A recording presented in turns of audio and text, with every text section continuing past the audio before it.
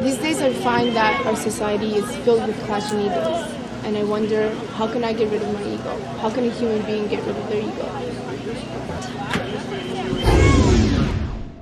How do we get rid of our ego? Yeah, once you begin to see all of the problems and the pain that it creates for you and for everybody around you, then you want to find a way to get rid of the source of the suffering.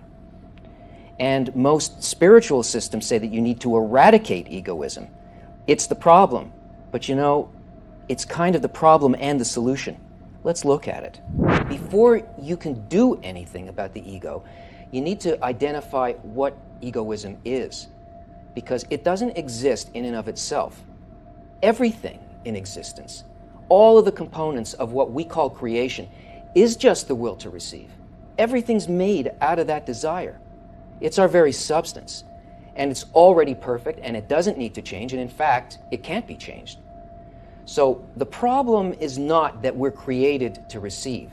After all, since the nature of the higher creative force is bestowal, then obviously we have got to be reception. Otherwise, we'd never be able to sense what it's giving us.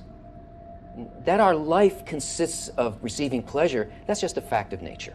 It's neutral. It's not good and it's not bad. Egoism is the intention that a person has about the purpose of that receiving. The word Kabbalah itself means reception. The science of Kabbalah is the method of how to receive correctly in all of our desires. Basically, if the reason that I'm receiving is to satisfy myself, then that's egoism. If my reason for receiving is to fulfill another, then it becomes giving to that person and ultimately to the upper force, to the Creator. But we can never do that naturally. It's something that can only be achieved above our nature and not by destroying or suppressing it. Things grow only as a result of the expansion of desire, and we're purposely given our desires in their egoistic form. It's our only tool. And it's only by expanding the ego and then correcting it that we could ever reach a state in which we would be able to exit it. And it's this process, like rungs of a ladder, that allow us to gradually encompass and attain all of reality and achieve an identical nature as the upper force. The outer action doesn't change, only the intention behind it, and that's enough. Because on the causal upper force level, intention is the only action. Imagine that there are two best friends, and one invites the other over for dinner. Because of his love for his dear friend, the host prepares a meal made of only the dishes and delicacies that he knows will satisfy him. Everything's arranged to entertain and to please his friend. Now, the guest arrives, and he sees a perfect feast laid out in front of him. And then he suddenly realizes that his friend is the ultimate giver in this situation, and that he's there just to receive. He admits to the host that he's overwhelmed by shame, and he refuses to eat. And the host says, "You don't understand.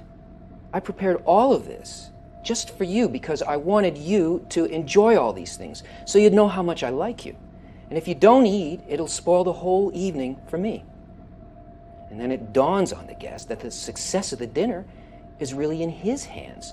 And if he eats in order to please the host, then he's actually a giver. So he begins to eat and enjoy so that the host will receive the delight from all of the things that he intended and prepared for the guest. And in fact, by doing that, he even attains the mind of the host, because now he's got the identical intention and love towards the host as the host has towards him. We are surrounded by a sea of light. We're constantly being given, and we're constantly receiving. So we constantly have an opportunity to feel and correct our egoism. Some pop in a fancy glass. Here's to you.